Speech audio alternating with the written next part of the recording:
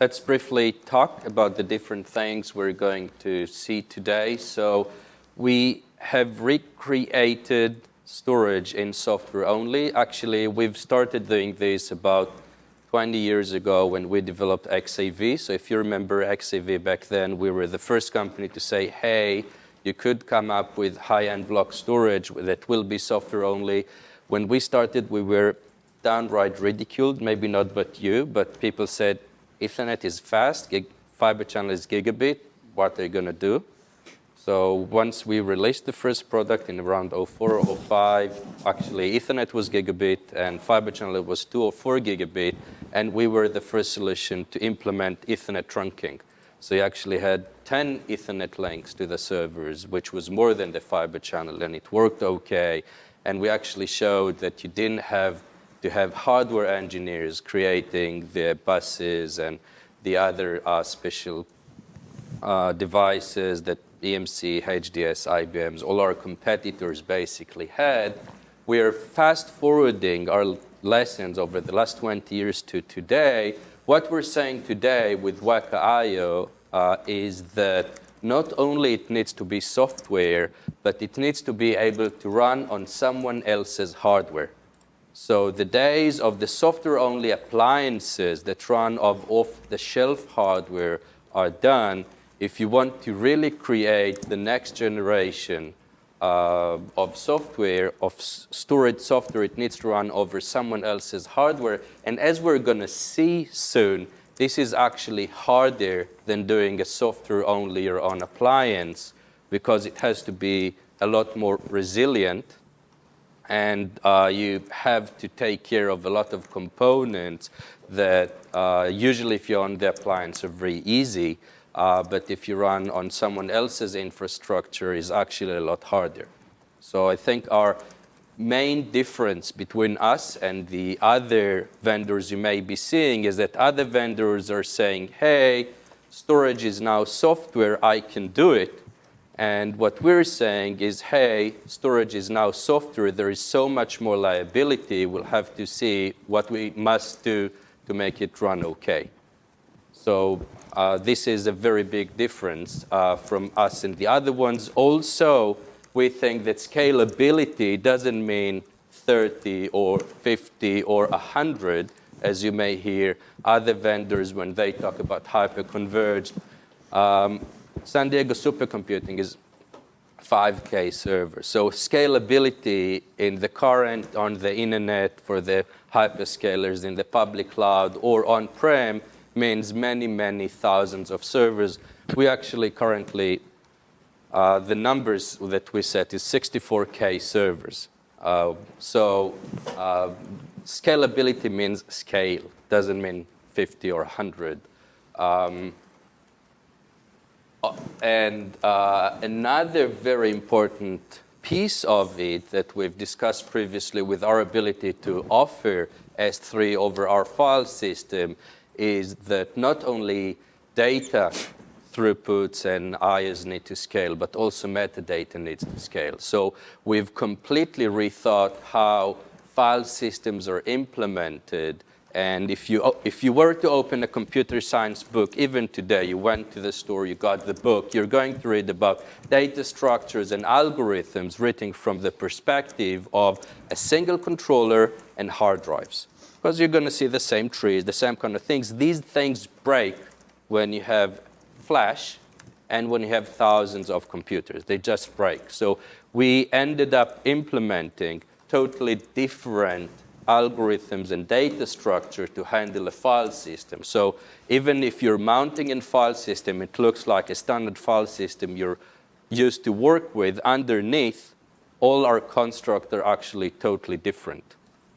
So our metadata completely scales across servers. If one server has a hiccup or a noisy neighbor, as you call it, we can dynamically migrate it to another server. And that's also how we support different generations of hardware, as Barbara mentioned, because we don't care whether the hardware is of different generations or having a noisy neighbor. The practical thing is that we need to move load away from it. And the reason we're showing that we have linear scalability, doesn't matter the size of the cluster, you're going to double it, you'll get double the performance, is that because we have dynamic load balancing, and then we're just going to leverage all the resource that you give us. So that's another big difference between us and other components. Usually, with storage appliances, the aggregate performance you're getting is your weakest link multiplied by how many links you have. That's usually what you get. And I've been doing storage appliances for a very long time. I can get you the reasons behind it.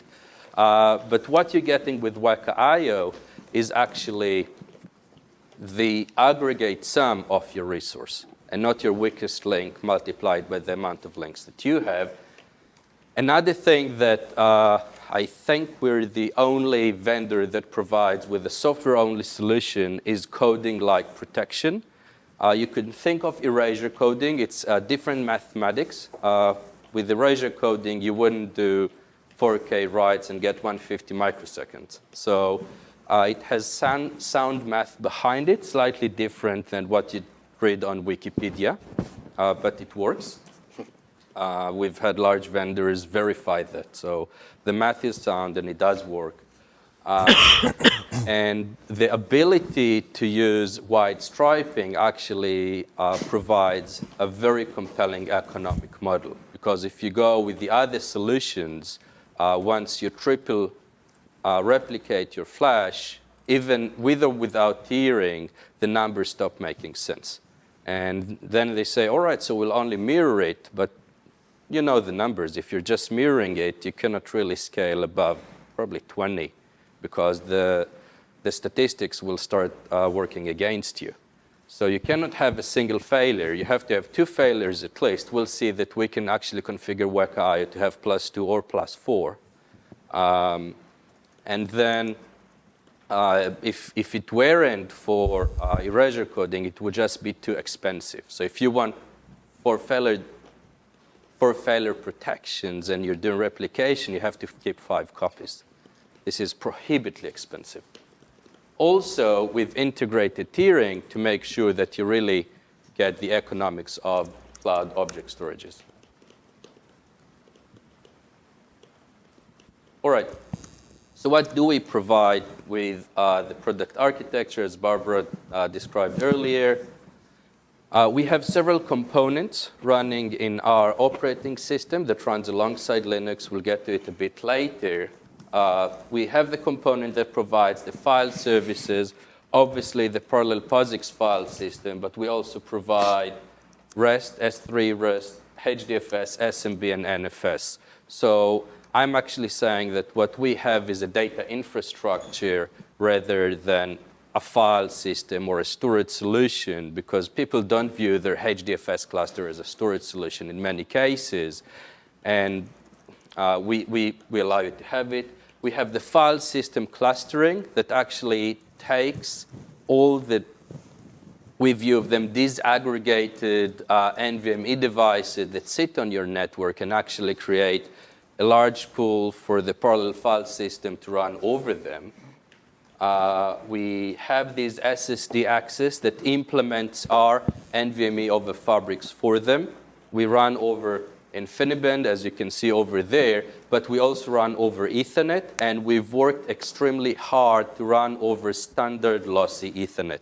So you don't have to go and enable PFC, the priority flow control, DCB, or the other things.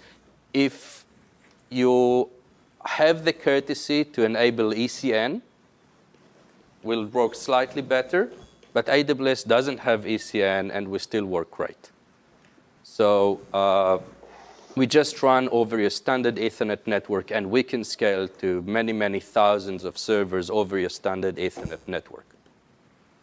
And then we have the tiering object connector, and as we'll see later, we basically have 2 parallel file systems implemented at WekaIO. We have the NVMe over Fabrics parallel file systems with our novel algorithms that implement the metadata scaling and the other features we're going to discuss. But then when we're talking to the object storage, we actually have something that looks like a traditional parallel file system that talks to hard drives. So the same kind of algorithms you'd see at the Panasas or the Lustre or the GPFS that basically say, hey, if you have large objects, let's chunk them down to smaller objects, and then we can write to them concurrently, we can read from them concurrently, and that's the way that we're able to leverage the throughput natures of these object storage solutions. I think that's actually our whiteboard session. Do you see the whiteboard from the cameras? So, as I said earlier, we view software only as a liability and not as a discount. And part of the efforts that we've taken to combat these liabilities, that we've actually implemented our own operating system, our own real-time operating system that runs alongside either your Linux or your hypervised or obviously Dockerized. So we are able to use cutting-edge Intel virtualization technology, and actually it also runs on the latest AMD EPYC. It doesn't run on previous AMD processors, but the EPYC has everything that the new Intel ones have.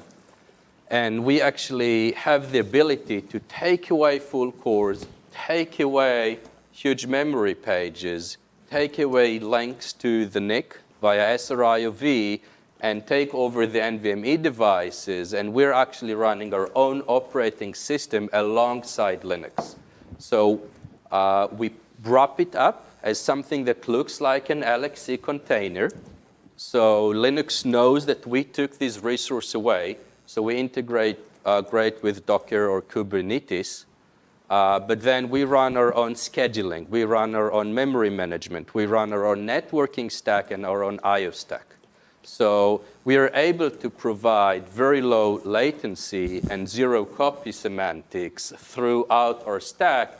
And also we are able to stand behind the latencies that we promise. Because if you run software that runs on top of the Linux stack and you get slightly higher latencies, what you're going to tell the customers, hey, the Linux kernel is jittery. It just took longer. We don't know why. There's many reasons why it took why. When you're buying an appliance from a storage software vendor, they took care about these things. If you run on someone else's Linux kernel, there is no way you can actually fix it. No way. So let's look what we have. So this is from the viewpoint of a single server and how we're running our operating system. This is the hardware. We have a NIC here. It can be 10 gig. It can be 100 gig. It can actually be InfiniBand, and then it would be called an HCA. And then we have an NVMe SSD. As I said earlier, we also support SATA and SAS, but then we do go through the kernel block layer. With NVMe, we actually take over complete control over the device. So you're going to see the device if you were running LSPCI, but you're not going to see the device in Linux if you were running LSPLK. So inside the Linux kernel, we actually have our VFS driver, and it looks like a local file system. And we support everything that the local file system for Linux supports. So if you have an application that runs on ext4 or XFS, it will run on WekaIO. In many cases, applications don't run on NFS. So when you're using file locking, we're going to do what the man page says. If you're using NFS, good luck. Then we're going to have your applications. And applications are just going to use their standard system calls to talk with our VFS driver. So they're going to run opens and reads and writes and FNCTLs and everything they're used to do, and we are handling them. Actually, our VFS driver also integrates like a standard local file system with your patch cache, the de-entry cache, the attribute cache, but we manage them in a coherent way. So if several servers open the same file for read-only mode, we actually are going to allow the Linux to store the data in the page cache. Now, if one server opened that file for read-write, it will still be at the page cache because no write has happened. First write will actually go to all the servers that has opened the file and revoke it from the cache, similarly to what an application would do on a single Linux kernel. And this actually allows us to both have coherency but also have high performance. The VFS driver actually talks with our front end. And the front end either works with the VFS driver. It runs through rings in memory, similar to how a NIC works. So it could actually, all of our operating system could actually sit on a hardware device through the PCI, and it would work the same. So as far as the VFS driver is concerned, it's talking with the hardware device. It doesn't know we're actually running on some of the cores on the same server. And we have that front end. That front end talks through the same rings with the VFS driver. That same front end also provides S3, NFS, SMB, and HDFS functionality. So they all go through the same front end, so we can assure coherency. It's the same software component that does it. The different components that we have actually talk through our networking layer that, as we've said, we've implemented NVMe over fabrics, either over standard Ethernet or InfiniBand. The networking goes directly to the NIC. It doesn't go through the Linux kernel, so we aren't waiting for the kernel to look at our frames. They just go through. And then all the other components that we have just go through our networking. Then what we have is another component that this is basically our backend, and the backend is responsible for the protection, the metadata, and tiering. But the nice thing about the backend actually is it doesn't run a single one. It actually has a lot of smaller pieces of logical backends. And this is part of our ability to scale and to work with noisy neighbors, because when the backend sees, and each one of these small backends are responsible for a portion of the metadata. But if one of them works slightly slower, we're able to take this portion of the metadata and very effectively move it to a different server. So it's not a single large backend. Or if something really bad happened and that server failed, we're not taking all the responsibility of that server and move it to a different server. We're going to break it down to as many pieces as you have other servers, and then each other server is getting a smaller piece of responsibility to continue working for. So when you have a failure, you're not going to have a drop in performance. Now, Liran, so when the VFS drive, so if this is operating on a single HCI kind of solution where everything is running on the same device, or is this operating with dedicated storage servers environment? I'm just trying to... It's exactly the same way. So when you run in HCI, now you decide how many cores you allocate. So these components can all run within a single core, and it's a perfect combination for an HCI. Or you can actually say, I give you 10 cores. We can spread it around the cores. And it's the exact same architecture. So when you run an HCI, you get a smaller Weka running on a single core. And if you buy a storage appliance, as we saw earlier, you could say, I'm running Weka on 12 cores. And it's the exact same thing. It's the same operating system. It just gets more resources. So it gets more cores, more memory, probably more NVMe devices. So we don't care. Actually, when you're running several cores on the same server, they don't talk within memory. So if you have two WekaIO cores running on the same servers, they talk through the network. So if they happen to be on the same server, modern NICs will shortcut it. Yeah. But still, but they're basically saving nanoseconds. But we never, in whatever we're doing, we never employ any locality considerations. So whatever we're doing, we're always sending everything through the network and reading it back, because once you start employing locality considerations, your scalability starts breaking.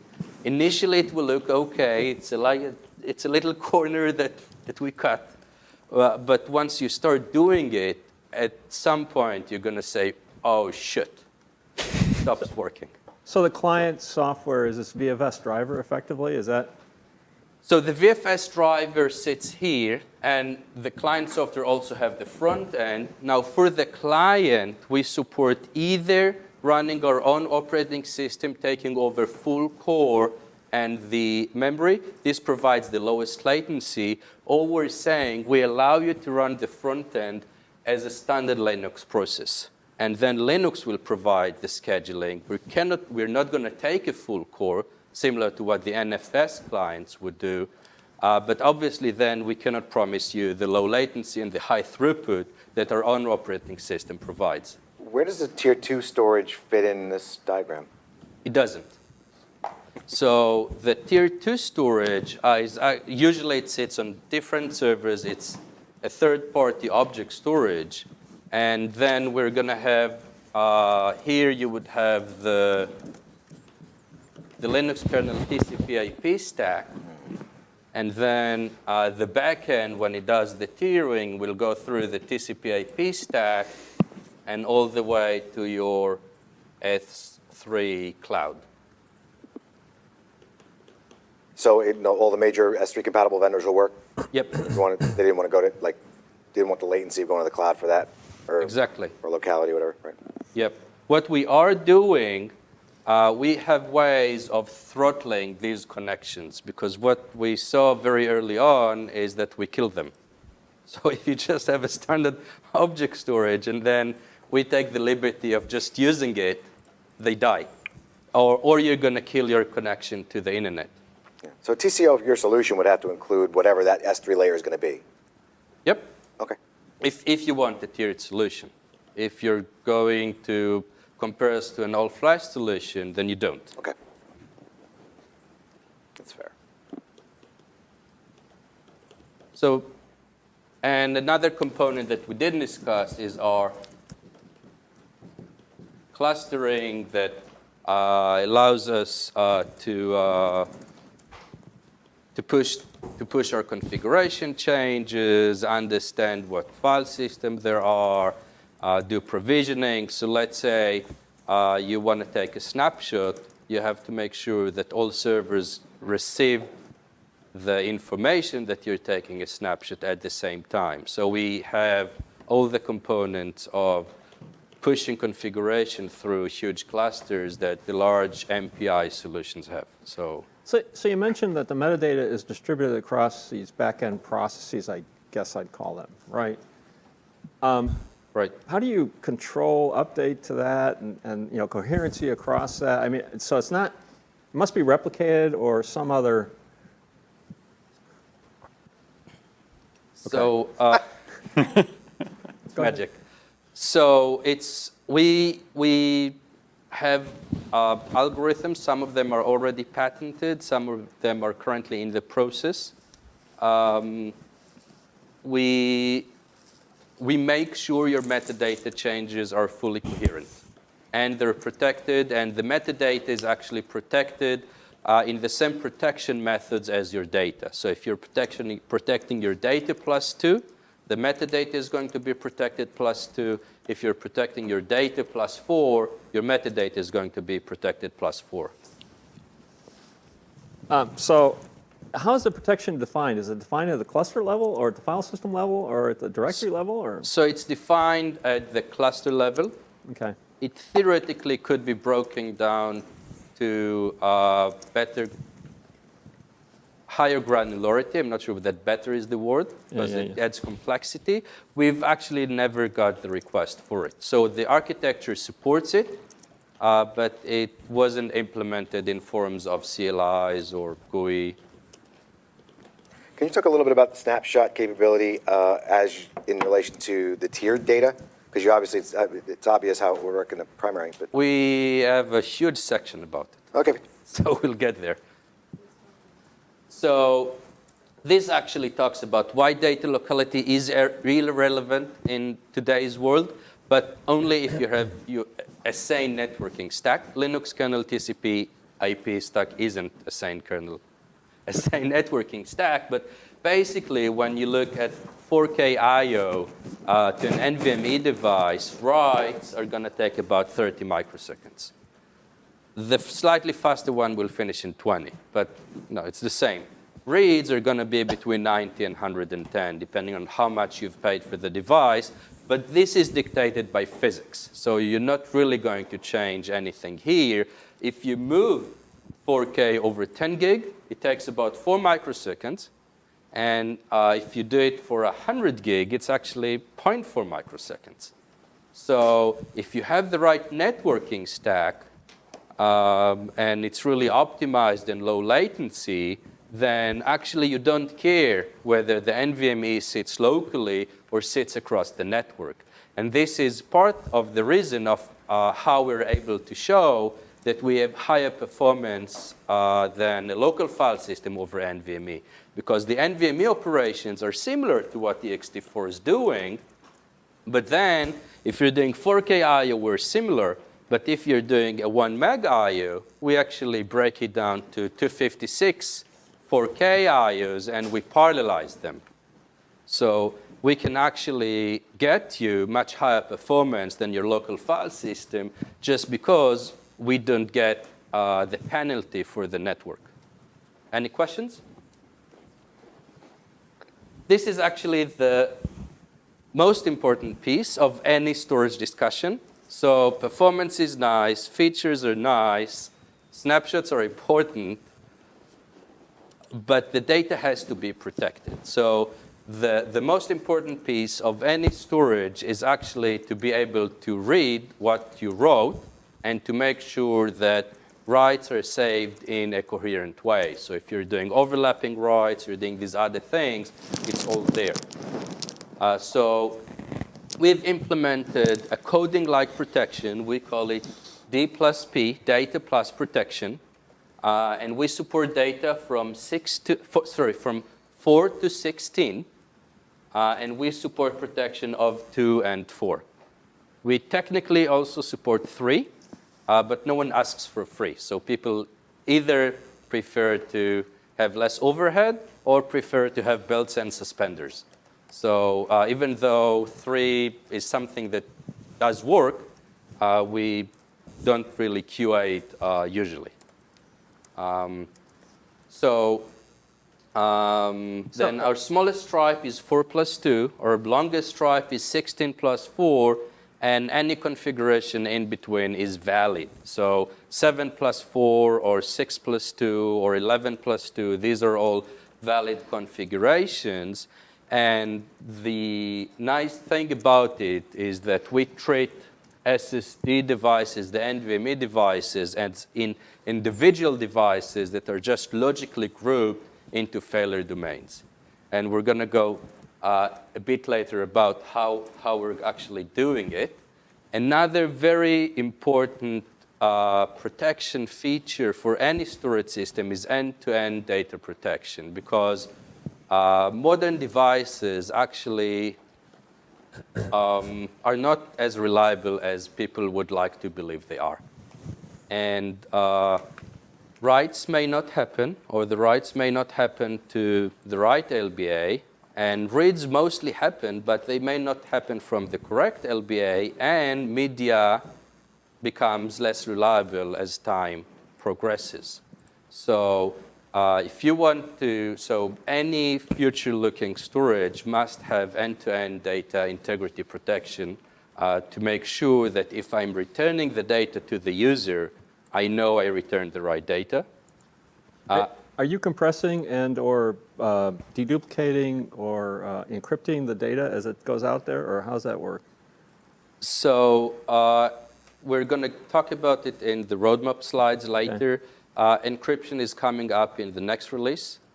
Compression is also coming up. We currently don't view dedup as required for the workloads that we're working at. So when you say end-to-end data protection, it means when the data enters WekaIO front end at some point, you're going to create some sort of a checksum or some sort of a parity block for the whole data stream, the data file, effectively.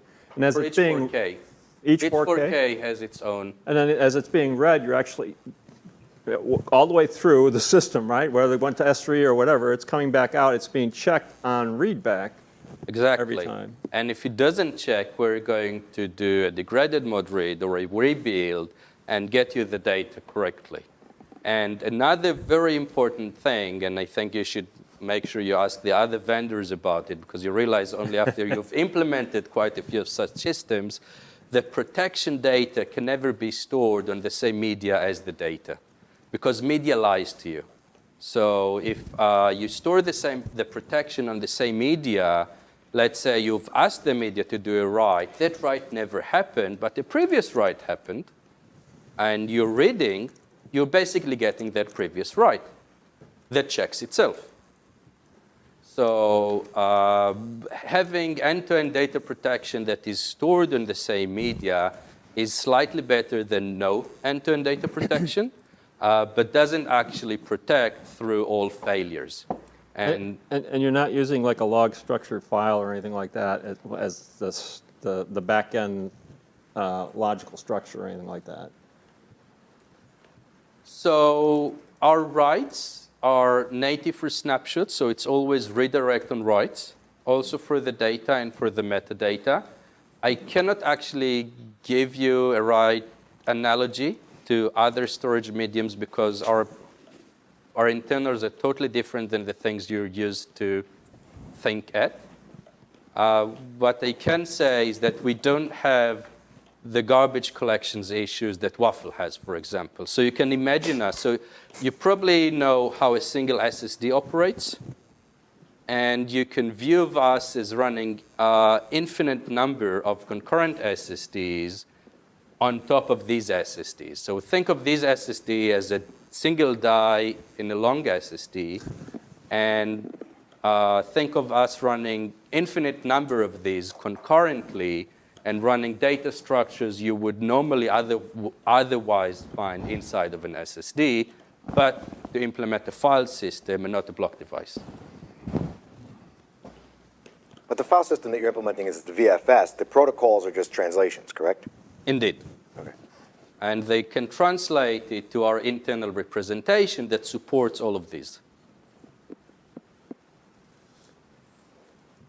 Getting back to data protection before you get off that slide. I'm not getting off that slide. Okay. So you mentioned that you could establish a failure domain with SSDs, almost like a RAID stripe. Is that what you're talking about? So we are striping across failure domains. So that's one example. It's the same slide. It's just a build-up. Okay. So you can actually see how you have different stripes, and these are all failure domains. So a failure domain can be a server with several NVMe devices inside that server. Now, if you have enough of them, it could be good for you. If you have 2 links up to 2 switches with MLAG between them, so a single server is a great example of a failure domain if you did build resilient infrastructure, or if you have enough of them. Or you can say a REC is a failure domain.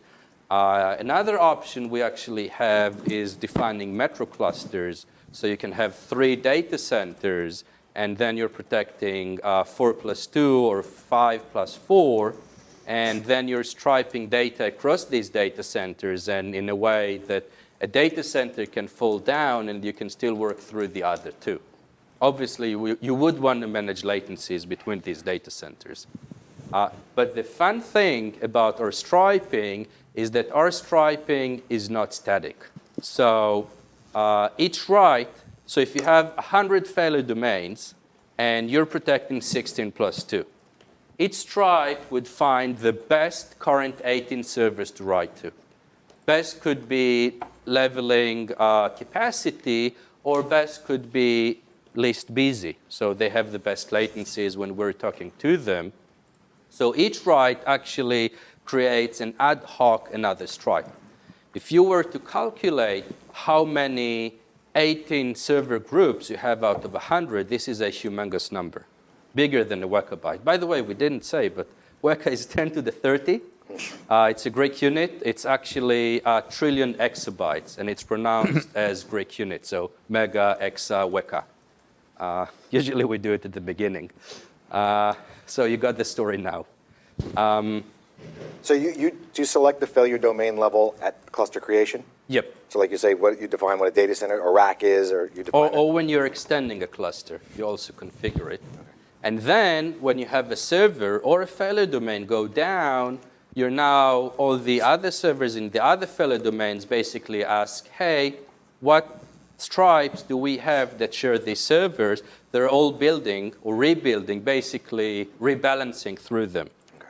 You have a second server failing. Now the cluster is asking the 98 remaining servers, hey, what stripes do we have that share these two servers? We're building them first. So within seconds or minutes, you're back to two independent single server failures. Now you have a third server failing. You basically have two independent two server failures. But let's say you're protected +4. If you have just 3 servers going right away, the 97 servers are asking, hey, what stripes share all 3? If you had, and now a fourth one dropping, you look at the all 4.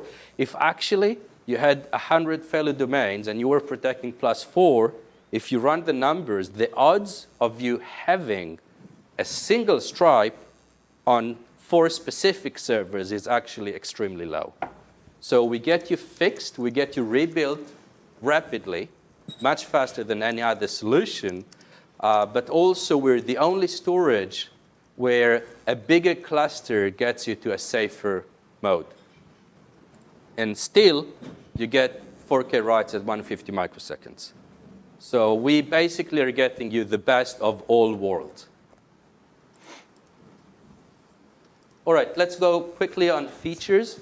As we said, writes are... I'm actually interested in data consistency, especially in a cloud scale kind of setup, right? Are you going to touch something on that?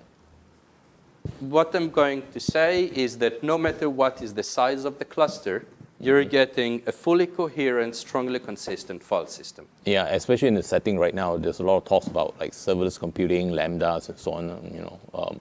Right. Yeah. So when if you're using Lambda, which serverless is probably the worst name ever. Yeah. So if you're using Lambda and you use the RS3 interface and you got an acknowledgement for a put, and there was a previous put, we promise you, since we are coherent and strongly consistent, that the next get will get the most updated data. Okay. So do you have some kind of special, algorithms or some kind of mathematics behind that, to ensure that? Yeah. Lots of it. Okay. So it's totally different than any other solution you may read about. But doesn't matter what is the size of the cluster, you're going to get a fully coherent, strongly consistent access to your data. And it doesn't matter whether it's S3 or POSIX. NFS will get you as much as NFS promises. It's not us, it's the protocol. Okay. So there's some secret sauce that you can't reveal. There's quite a lot of secret sauce there. Okay. But it will remain secret. Sure, thanks. As we've talked, our writes are anyways redirect on writes. So snapshots are actually native, similarly to how they were native to NetApp. But we have learned from their mistakes, so we don't have the garbage collection issues. Can you go? And actually, any write is a snapshot write. So we don't actually care whether you took a snapshot or you didn't take a snapshot. It's the same performance. So even if you didn't take a snapshot, you're paying the same amount of work. Security, currently we have the Unix permission models, and we have CLI access, which is LDAP based for different roles. Our next release, which comes in Q2, actually adds authenticated hosts. Public key, Kerberos is going to be the default. We'll support other methods as we mature. We're going to support file system mount rules. So now that we identify the host, we can say that host can only see that file system. And then we're going to support encryption of data at rest and in flight.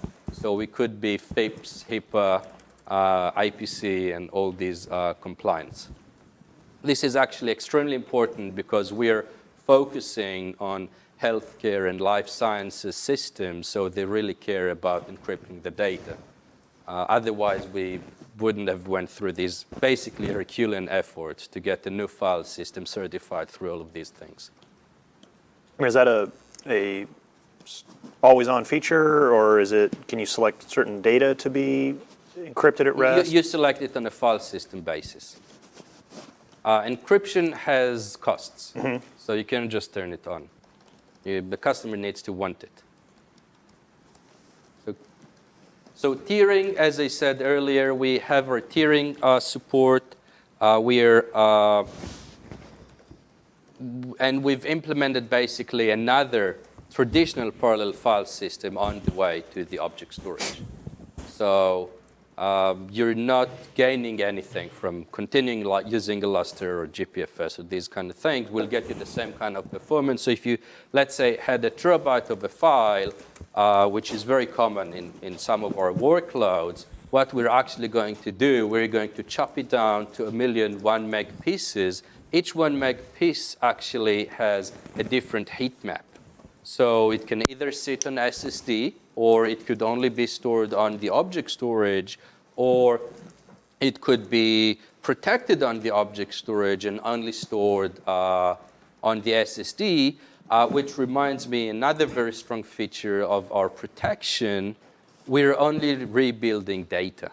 So we don't rebuild empty drives like many block-based solutions do. We will only rebuild your data, but actually we only rebuild the dirty data, the data that we protect. So if it's saved on the object storage, we're not going to waste time rebuilding it. We'll only rebuild the data that we have to protect.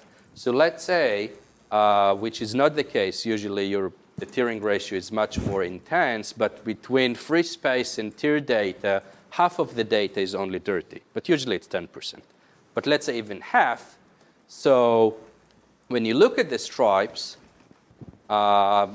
if you look at the stripes that sit on that server that failed, only half of the stripes will need to be rebuilt, because half of them will have data that we don't need to rebuild. But then you look at the stripes width throughout these servers, half of the stripes need to be rebuilt, but only half of the data there needs to be rebuilt. So we're actually going to rebuild only a quarter of the data. So in that case, and by the way, you didn't have to tier. If you just filled the file system to half, we'd be rebuilding 4 times the speed. Now, looking at a more reasonable ratio of 0.1 or 10%, we're actually going to finish the rebuild in 1% of the time, or 100 times faster. So by doing these things for many, many years, we've picked a lot of tricks to make sure that the data is protected. So looking at HIPAA compliance, what they care about is encryption in 3 copies. It's actually difficult for a lot of systems, but with our tiering and then cross-region replication or other object storage solution that saves to another bucket, we can actually, by the way, we didn't talk about the snap to object. So another feature that we have, which we'll see, I think, in the next slide, is actually the ability to take a complete snapshot and push it to the object storage in a way that you don't need the regional cluster anymore. So some features are available on GPFS or Isilon, but you can use object storages to alleviate the cost of storing the snapshots, we actually using the object storage as a third-party storage solution for backup or DR or HA functionality. So taking a snapshot is never safe enough for a backup strategy because something very bad can happen to that cluster. It could be a software bug or it could be a flood. So you don't know what's going to happen to that cluster. You always would want your snapshots to be stored on a third-party storage. So we have the ability to take such snapshots, push it to the object storage in a way that any other WekaIO cluster can either mount that snapshots read-only or create a clone of it.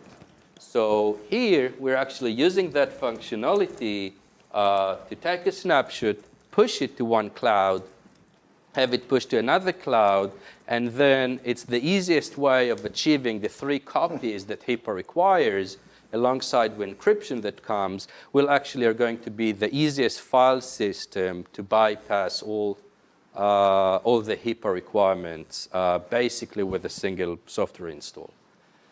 Another usage of that technology is actually cloud bursting. So we said that we can run on-prem. We said that we can run in AWS. We can actually leverage AWS's Elasticity to move workloads. So what we think most customers will actually do, they leverage the on-prem infrastructure, which is the most efficient way for most of the work, but then they're going to have the monthly report or a CFD run that needs more processes or just more compute they couldn't run locally. They're going to take a snapshot. They're going to push it to S3 tiering. Now they're going to form a WekaIO cluster in AWS. Double the instances will get you double the performance. So you decide how long you want it to run. But since it's an hourly payment, you're just paying for the amount of compute that you're running. Then you're taking another snapshot here, and you can mount the results back on-prem. And the snapshot data that you're moving around is not a complete copy. It's just a delta? Deltas, obviously. As I said, we've done it before. If there is a make sense decision, we'll do the make sense decision. Well, the first one's full. Sorry? The first one has to be full. Yes. Yeah, well, obviously, yeah. But if you grow the file system and you keep doing it, usually the first one are smaller just because of how things work. Yeah. Any plans for Azure? Sorry? Any plans for Azure? That other Yep, so cloud we service. will be adding other clouds, but obviously AWS is the biggest one, and we are intimately integrated with the cloud. So we're not just, it's not just a software that you run, and it requires a lot of effort. We're currently, and we'll see it in the roadmap, we will add the 2 other big ones, GCP and Azure, but it will take some time. In that order or Azure and GCP? We currently are not announcing the order. So it could be Azure or GCP or the vice versa. And we're basically managing how important it is to our customers. When it comes to bursting into the cloud, are you actually handling the provisioning of those servers into AWS, like from a GUI or something? Yep. Okay. So you can go to Start WekaIO and you choose how you would want to form such a cluster. And basically what it does, it generates a cloud formation template that then you launch from your console, or you can, our actually more advanced customers have learned to merge us into their other cloud formation templates, and they don't do it. So they just do it on their own. I'll show the Start.WekaIO in a bit. But as Liran mentioned, a lot of customers are saying, yes, it's very nice, but we want to provision it using our utilities. Yeah. Okay. So now we're going to talk about performance. I'll do it somewhat quickly because we don't have a lot of time. We actually hoped we would be able to show a different spec SFS graph. So these are numbers we put in last year. They were using 5% of 120 R3 instances running hyperconverged in AWS. It went through all approvals of Spec SFS, but Spec SFS is extremely hostile to hyperconverged installations, and it forces us to file all the memory on these systems. And then we've had some people claiming, hey, you were running it off of memory, which obviously we didn't. So we did get these through the Spec SFS committee. They agreed that we can use these numbers, but we're not publishing them on the site. We've actually published 60 instances doing 500, so we wanted to show scalability. But once we've realized how the optics of the 60, we've decided not to push the 120. We're now in the process of pushing an on-prem installation with 16 super microservers that you saw with better results.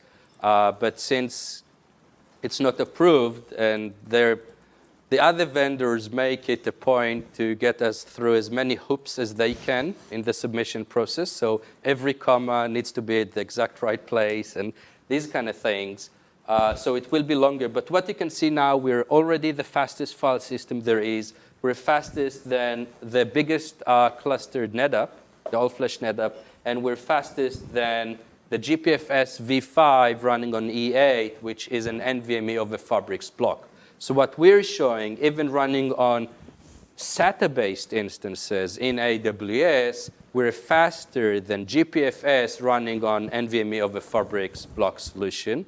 Also, GPFS was cheating, so about a third of the I/O was coming from RAM. Obviously, as we've discussed here, we can run from RAM. We have better integration, but we don't think it's a make sense thing to submit storage benchmarks and run from RAM. So, I mean, but what's published on Spec SFS is the 500 software build benchmark. So even at 500, you're showing an average response time of 1.2 milliseconds versus the rest of these guys are showing 2.5 for spectrum scale, and it's roughly the same for E8 at 500. Exactly. Do you have more of a apples for apples type of comparison with perhaps, I don't know, something like Scality or Hedwig, a pure SDS solution? They will have to submit their numbers. Yeah, there's no other Spec SFS. So we have a big problem. Most vendors don't like to really talk about their performance. So you get a spec sheet and vague numbers, but we cannot compare because they have to come up with the numbers. Okay.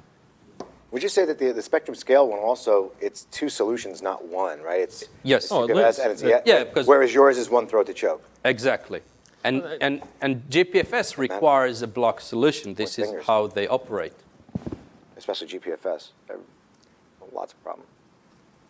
By the way, IBM claims you can just take snapshots on the GPFS, but have you tried it? Have you tried it when you have WekaIO? Did you see what happens? Go find the customer that did it and get their horror stories. All right, now we're going to give you some examples of what we see at customers, and the point here that we're showing that we're the only file system that keep workloads compute bound.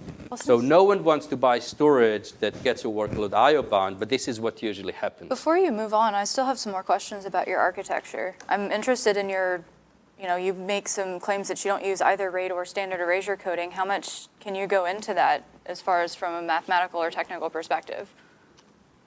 We have a data protection white paper that I read the white paper, and it's general to the point of not being particularly useful for my audience, who consists primarily of professional mathematicians.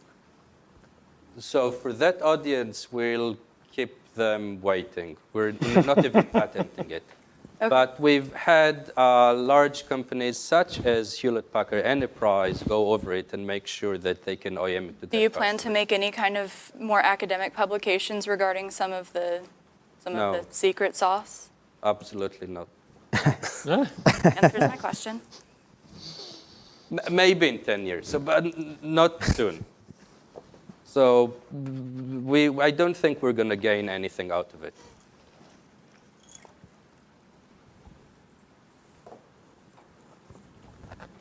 All right, yep. So these are actually nVidia graphs showing how you got an order of magnitude more performance from last generation to this generation. This just explains why there is a problem and why you would want to keep things compute bound and the other solutions can't. Go on. What are the deep learning requirements? They're very similar to the HPC one that we have over there.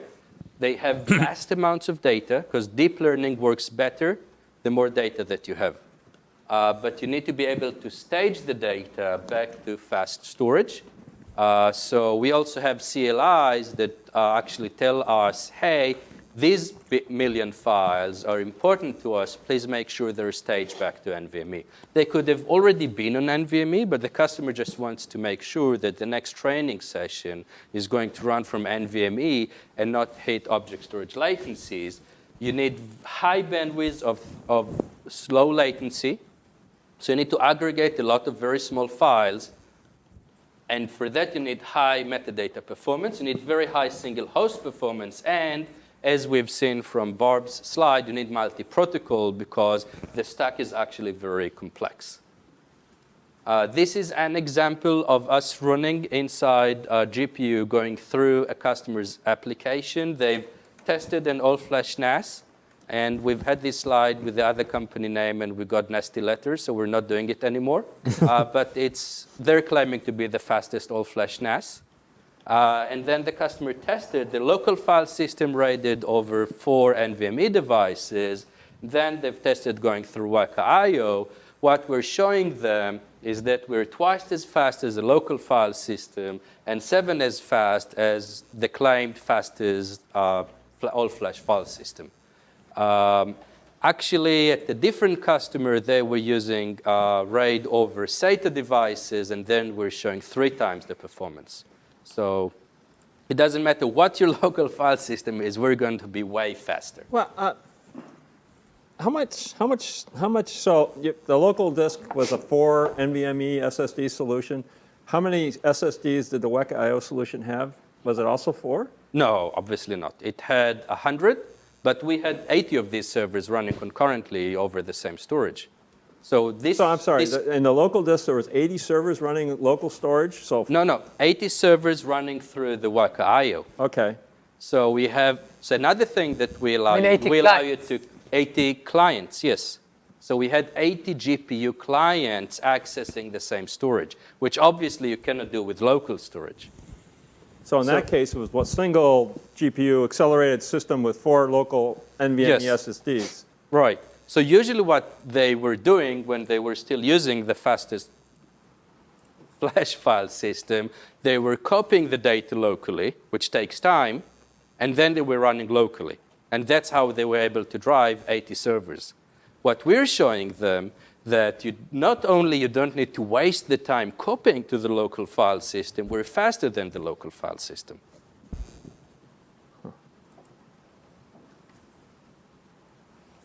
By the way, they also were able to see huge differences, for example, in metadata. So when they were running find comparing to that other solution, the other solution took 6.5 hours. We did it in just under 2.